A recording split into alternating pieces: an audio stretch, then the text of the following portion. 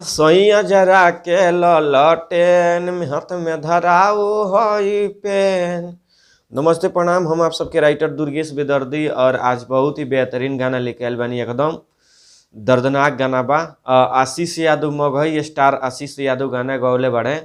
Magahi song हवे कि सैया जरा के ललटेन हाथ में धरावा हई पेन। वही धुन पर हम भोजपुरी गाना लिखले बानी आप सब खातिर। हम स्क्रीन पर लगा देम जौन गाना के धुन पर हम गाना लिखतानी, तो आप सबके मुखड़ा सुनावे जा रहल बानी। कैसे बा सुनी कि चढ़ल जवानी में उनको चलेलू धके दे हबरील। चढ़ल जवानी में उनको चलेलू धके दे हबरील। आ खत्म कदम सारा खिल भले हो जाई हमार झील। खत्म कदम सारा खिल भले हो जाई हमार झील। आ चाचा हमार हवे विधायक जल्दी हो जाई बेल।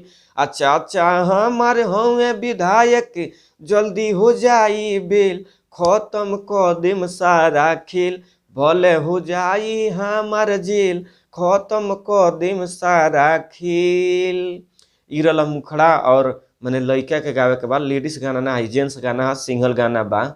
तो आप सबके अंतरा सुनावे जा रहल बनी कि यही से ना सामने हमारा चल तू ईट के धास दे हबरोवे लगबू गोरिया बैठ के। अरे यही से ना सामने हमारा चल तू ईट के धास दे हबरोवे लगबू गोरिया बैठ के। हो बाड़ू लगवले रोडावा पो बड़ी हो झमेल। आ खत्म कदम सारा खेल भले हो जाई हमार जेल।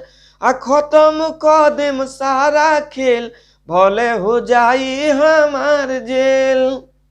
तो आप सबके सुनौनी है आशीष यादव के धुन पर जरा के लालटेन धारावे पीवा पेन मगही वाला धुन पर। तो आप सबके अंतरा मुखड़ा बता देनी।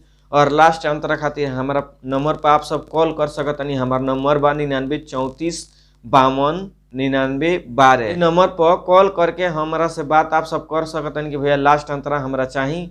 जे भी कलाकार गावे चाहता वो आदमी के हम लिख के गाना दे देम और आराम से आप सब गा के जौना मर्जी म्यूजिक से रिलीज करा सकतनी, कोनो बात नहीं है। और नया म्यूजिक बनवावे खातिर और रिकॉर्डिंग करावे खातिर हमसे संपर्क कर सकतनी। काहे कि कम बजट में बढ़िया म्यूजिक हमारा यहाँ बनेला। और हमारा रिकॉर्डिंग स्टूडियो बा बालाजी रिकॉर्डिंग स्टूडियो, जादवपुर बाजार, गोपालगंज, बिहार में हमारे स्टूडियो बा।